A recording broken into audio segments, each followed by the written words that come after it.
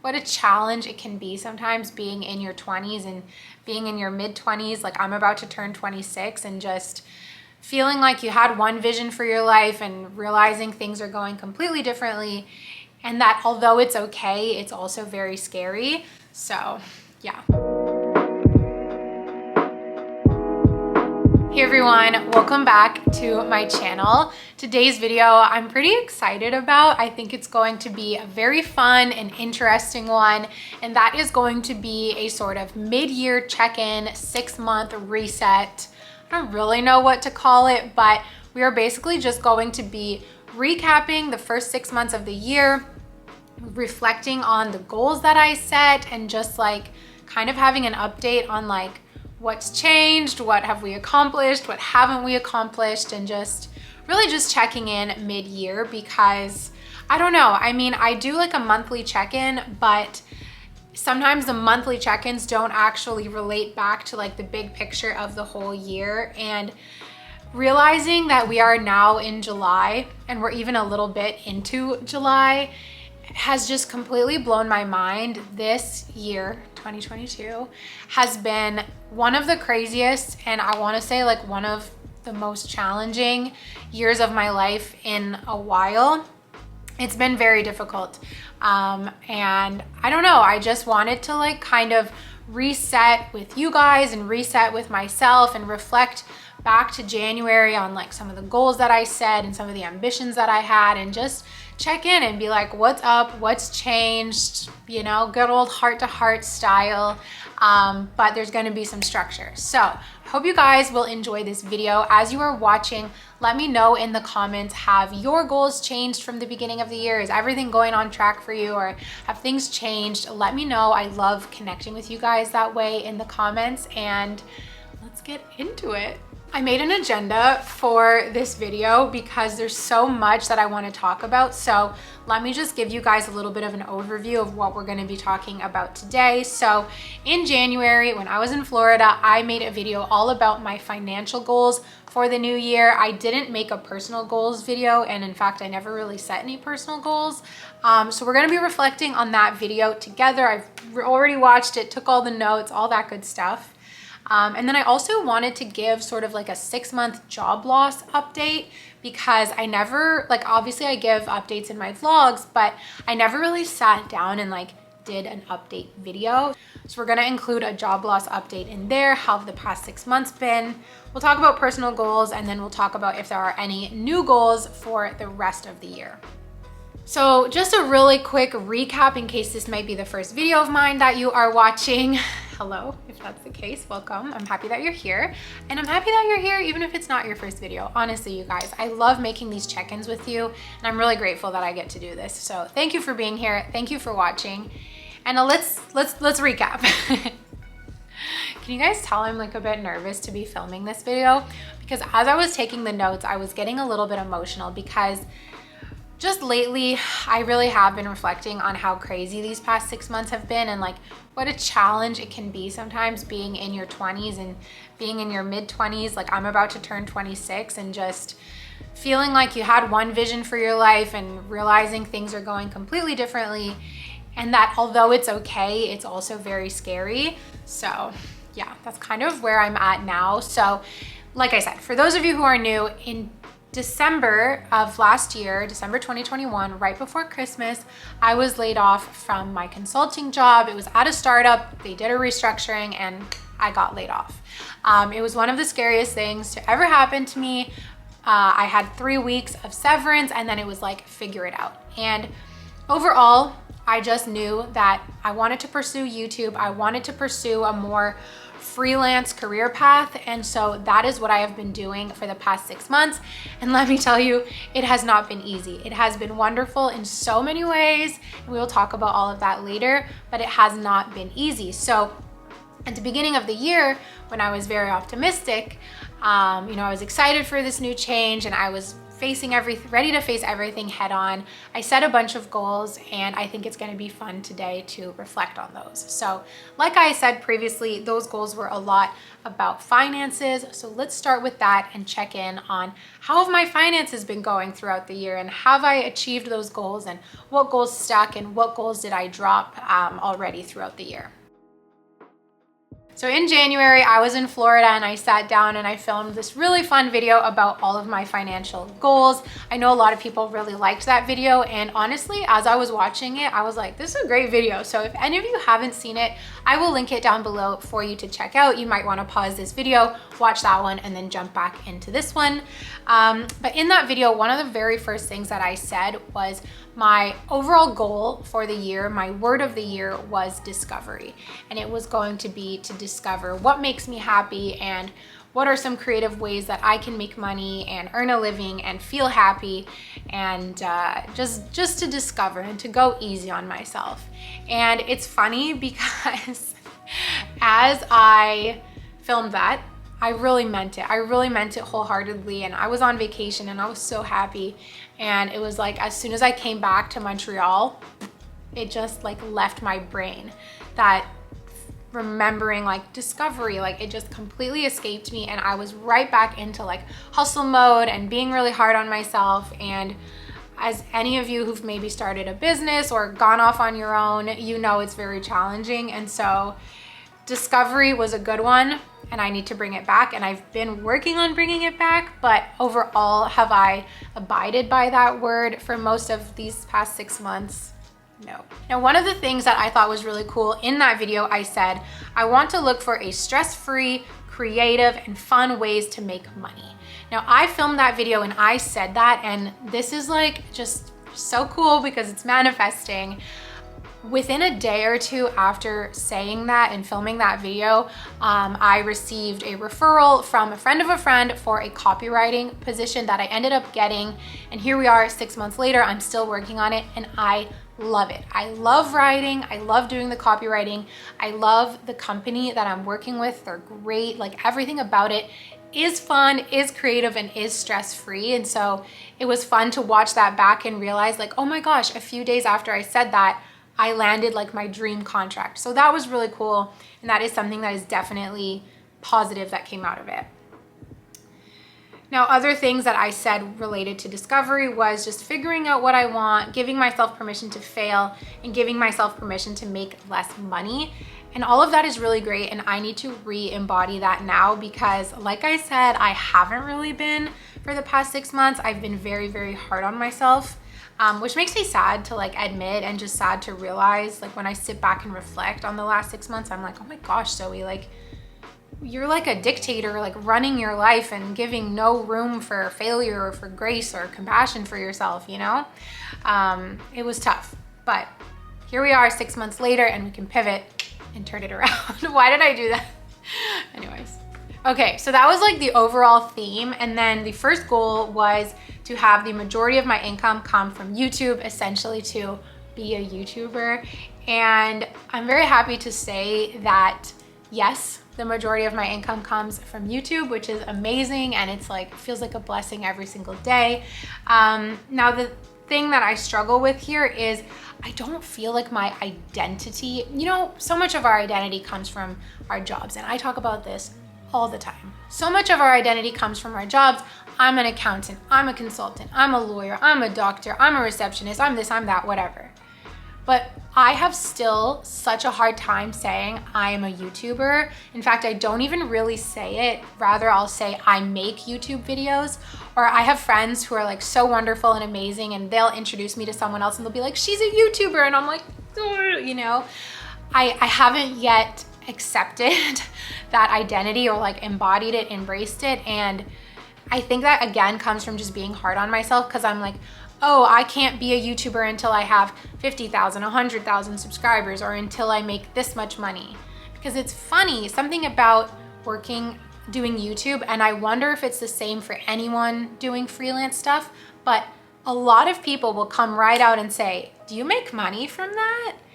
And if you are someone like me who has financial anxiety or you're worried about finances, it's a very awkward question to answer, right? No one would ask you that if you're a doctor or a lawyer or whatever. No one's gonna say, oh, you make money from that? But anyways, so all of those little things have kind of led me to struggle with the identity of being a YouTuber, but I technically did accomplish that goal and I wanna keep working at it. I wanna work more on that identity portion. And really at the end of the day, like, does my identity even need to come from a job? That's something else. Also, in that little goal, I had said in the video that I want to supplement YouTube with part-time contracts or a part-time job. I had no idea what that would look like, but I did supplement it with pretty much 2 part-time contracts. One is the copywriting, like I spoke about, and the other one is doing some bookkeeping. So got my wish and that was great. And here I am now 6 months later, also contemplating getting some kind of part-time job. And that was more about leaving the house. And that's kind of on hold for now, but it's still in my mind. Now, goal number 2 from that video was live frugal, feel rich.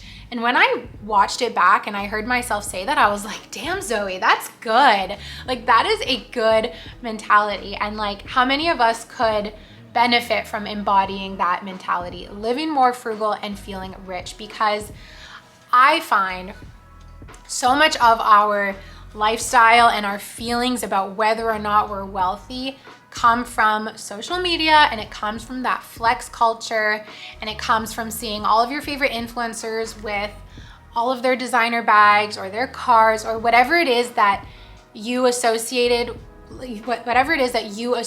with like material wealth or material happiness.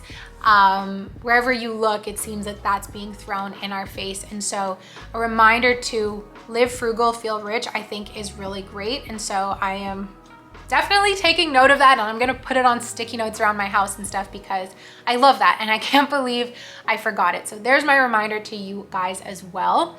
And now what I spoke about under that goal was just getting comfortable with less. And by no means am I a minimalist, I'm really not.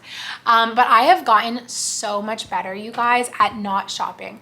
I used to walk into a store and my experience in a store was a failure unless I bought something. I always was buying something. I always had something on my wish list. I was literally just obsessed with buying stuff. And over the years, I've gotten better and better and better. And then really this year, I've gotten so good at it. And I actually get like a kick out of not buying stuff. I feel proud of myself when I'm able to walk into a store and leave empty-handed. I really am proud of myself. And while that might sound basic for some people, for me who was like a materialaholic and still am in some ways, that is a really big improvement for me. So I'm really grateful about that. I have been shopping way less. I still find ways to spend money, as we all do, and I can always improve on this, but I'm really proud of how far I've come.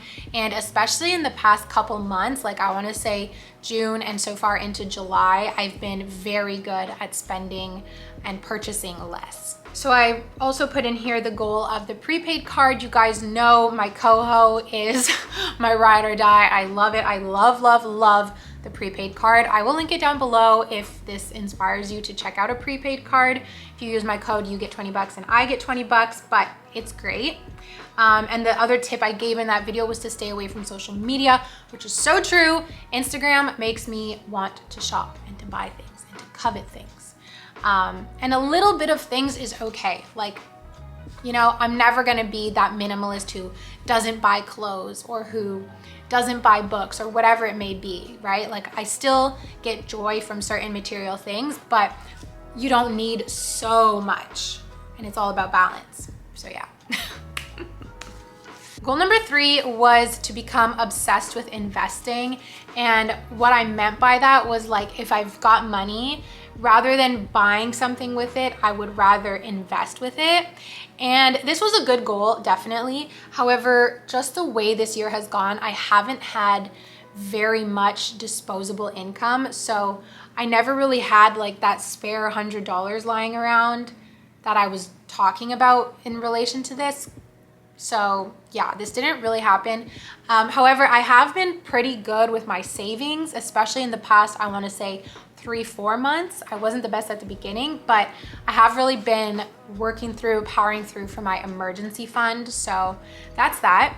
Now on the topic of investing, I do want to say we will talk a little bit later about like inflation and the recession, because I have been getting some questions about that. And of course that's impacted, you know, my views on investing, I guess, a little bit. The next goal was to invest it all. Again, not really. Like I spoke about how I used to have a bajillion savings accounts. I had like 8. And I've narrowed it down, and I actually have closed some of them. So that was great. And focusing on putting my money into places that earn higher interest, or investing, but you know, at the moment investing's not really earning interest. Doesn't mean you shouldn't do it, but for my emergency fund, I'm not putting it into an investment because that's just way too risky right now. So yeah, I've been putting everything into Wealthsimple that earns 1% interest, which is better than the banks, and it's better than the stock market right now. Or funds. Goal number 5 was to feel safe. Now this was like I know myself, and when I filmed that video, I knew that I wouldn't feel safe. And even at the time, I didn't feel safe. As soon as I lost my job, my sense of security vanished. Overall, these past 6 months, no, I haven't felt safe. I felt very tumultuous, very like on the edge. I always have this like fear that I can't pay my rent. I don't know where that comes from, but you know, I've thought about moving to a cheaper place, but the way the housing market is right now, there is no cheaper place in the city. I've thought about all of these things that all just stem from not feeling safe. And it's a horrible feeling. And like part of it is practical, yes, but so much of it is emotional that I still need to keep working on this and like reminding myself that I'm safe. And yeah, I mean, that comes from, I think, working with my therapist, probably some affirmations. Maybe there's a book out there I need to read. I really need to work on feeling safe, because I know at the end of the day I am, you know, and I'm so fortunate that if I ever were really in a pickle, I could go back to my dad's. I could, you know, I have friends whose couches I could sleep, like whatever, you know, I'll never be on the streets, which I'm so fortunate for. But the amount of fear that I have is it's not rational. So I need to work on that. Now, the other element of safety, I believe, is an emergency fund, which I have really been working towards, like we talked about. So that's great. And I want to keep working on that emergency fund, keep filling it up so that I do have that safety net, which is so important. And I do believe that we all need. Okay, the last goal makes me laugh. I always do this, where I always put one goal that's like, why the F did you put that, Zoe? Which was active stock trading. And now I knew back then that like active stock trading is not, it's kind of like a get rich quick scheme, but I had been seeing too much stuff on social media and listening to my finance bro boyfriend too much. And we all see how that's going, don't we? So yeah, no active stock trading for me, but that is kind of a wrap on my financial goals updates. So if I were just to sum it up, overall, am I doing well with those goals? Yes, I would say yes. I think I am on track. I think the actual financial part, yes, like, yes, I've made YouTube my full-time job. Yes, I've been working towards my emergency fund. Yes, I've been spending less. Emotionally, have I achieved that feeling that I want? No. I want to give a quick note here because I have been getting questions about my feelings about inflation and my feelings about a potential recession. Have I noticed them? Stuff like that. Does it scare me? Yes, I really have noticed the inflation. Things are so expensive. I live in the city, which already means things are expensive, but things are just through the roof now. And the things that come to mind that I've noticed are really expensive, especially at the grocery store, is like eggs. So expensive. If you want organic free run eggs, like you're almost spending $10 where you used to be spending $5 or $6. Like it's insane. Things like celery, which used to be really cheap, are suddenly like feeling really expensive. And then there's other things that still feel normal priced. So the way I work around this inflation is I try and always buy on sale. If there's something I want that just feels too expensive, example, celery, I just don't buy it and I'll buy whatever's cheaper, because I know inflation is unavoidable and it's happening, but I want to avoid those things that are expensive because I'm not making tons of money. I'm not like if you had like a corporate job and your company was really nice and they gave you a raise to match inflation, you just keep buying as normal. But that's not my case. So I have been just more careful, really paying attention to the prices of things in places like the grocery store. Of course, we've all noticed the gas up, inflation, crazy gas prices. So I've taken my car a lot less. I just try and really be conscious, and yes, things are going up, so got to adjust. In terms of the recession, if I focus too much on it, or if I read the news too much about it, talk about it with friends too much, I get extremely anxious. I already have financial anxiety, as you guys know. So the thought of a recession, people losing jobs, it scares me. So what I just try and remind myself of is these are the cycles of the economy. I studied this shit in school.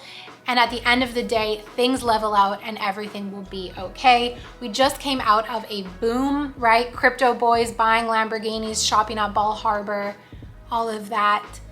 And things have to come down. So it's normal, it's cyclical. And what I just tell myself is like, you gotta ride it out, kind of stay in your own lane. Don't go crazy with the spending. And everything will be okay. That is how I stay level-headed about this stuff. Do let me know though, guys, how you guys are feeling related to inflation and recession. Like, have you noticed things going up in your neighborhood? Do things feel the same? Let me know in the comments, because I'm sure it can be different depending on where we live. So I'll be really curious to know what your experience is like. So now for a quick job loss update. Now, if you want a full video about this, let me know. I actually filmed one in May and I decided not to upload it because I felt like it was really negative. I was kind of in a bad place when I filmed it and I was just like, this doesn't need to live on the internet. So what I decided to do for this, to keep it brief, is we're gonna talk about the good and we're gonna talk about the bad. And if you want a more in-depth video, I'll be happy to make it. Just let me know in the comments. So we'll start with the good. We'll start on a positive note. The good is that I am working on what I love. It's a really amazing feeling to get to do YouTube and to get to be a copywriter every single day. It's like, it blows my mind. I also feel very free. I know that I can off and go on vacation.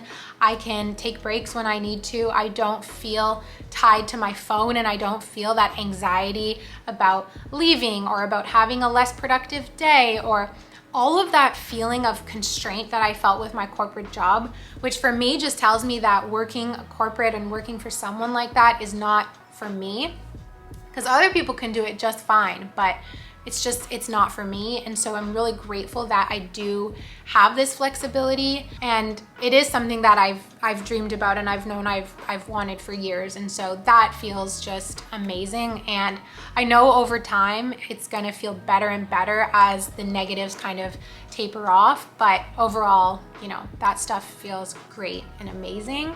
And the other thing that I think was really good about this is I know it was for the best. I know it was the right thing to happen. As hard as it was, as hard as it's been, I do know that that is what needed to happen, and like everything happens for a reason. So that's the kind of the good stuff, and the good is very good. I'm so aware of that. The good is just so good. Now, the negative sides and the reality of it are, let me consult my list. I have a lot of fear about the future. I sometimes get in my head about like, I'll never be able to buy a house. I will have this feeling of living paycheck to paycheck for the rest of my life. I feel no security, and I have fear that I'll never feel that security, and just a lot of fear in general of like, what if people don't like me anymore? What if no one wants to watch my videos anymore? What if my contract runs out and I can't get a new one? Like, nothing is guaranteed, but I also need to remind myself in the corporate world, nothing is guaranteed either. But fear has been very real. The next thing is identity. Like I spoke about earlier, I'm not really sure what my identity is. And I do have these moments where I like wish I was normal, in that I wish I could have just been happy as a consultant and done my job and climbed the ladder and been successful that way. Like sometimes I really get sad and I wish that like, I'm like, oh my God, Zoe, like you landed your dream job right outside of school. Why couldn't you have just been happy with that? Why couldn't you have just done that and ridden that out? And the reality is I wasn't happy, and that doesn't make me not normal, but that is a feeling that I have sometimes. And then lastly, something that has come out of this that has been a struggle and that I really need to work on is I have like no structure and no routine anymore, because I don't have to check in with anyone. I'm not accountable to anyone but myself. And although I'm very hard on myself, I'm not very self-disciplined. So the lack of structure has been hard, and it is something that I want to work on implementing. It's just a little bit more structure and a little bit more self-discipline. So on that note, let's talk about personal goals and any new goals going forward. I really didn't set any personal goals at the beginning of the year, like nothing concrete. You know, I made a vision board where I was like, I want to go to Italy and I want to do yoga and Pilates and I want to have 100,000 subscribers. And I don't think any of those things are going to happen in the next 6 months. Well, I could probably do Pilates, but I wasn't super intentional when I made that vision board, and I never really sat down and was very intentional with long-term or year goals. I did the monthly check-ins, but I didn't set any long-term goals, and that's okay. I mean, the way things have been going, it's just like so crazy that it's kind of okay that I didn't set any. But I did think of some moving forward, because like I said at the beginning of this video, as I've been reflecting on really how challenging these last 6 months have been, I think there are some things and some goals that I can put in place to kind of get me through the next 6 months and help me feel a little bit happier and help me feel a little bit more secure. So let's talk about those. The first is I like to be more disciplined. I am just so not a self-disciplined person. I've actually never really lived a disciplined life. I was thinking about this morning, like my parents weren't very disciplined. They weren't very disciplined with me. I did whatever I wanted pretty much, and like I think I was a good kid, but I was never disciplined. I never had to be home by a certain time. I never had a curfew. Like there was never really any like discipline in my life, and there wasn't that much structure either. I think having separated parents can create trouble with structure, because you don't always sleep in the same bed every night, and you don't pick your clothes from the same closet every night, and your route to school looks different every day, and all of that stuff. We don't really need to get into the psychology of it, and I'm not complaining about that. I'm just understanding why I might be like this. But I do think discipline, I do think routine and structure, I think it's good for kids, and I think it can be good for us as adults too, and it's worth a try. So going forward, I do want to try being more disciplined with myself, having more structure, and creating a routine that feels good and allows me to be optimal and just allows me to take advantage of this really cool position that I'm in with no responsibilities. I don't have kids, don't have, any responsibilities like that. What I really have in front of me is a chance to build a life and a career that make me so happy. So I think I want to put the system into place that allows me to do that and to feel confident while doing it and reduce some of that fear. So routine, structure, self-discipline, we're going to work on it. I'm planning on doing a vlog of like implementing some new practices. So make sure you stay tuned for that video.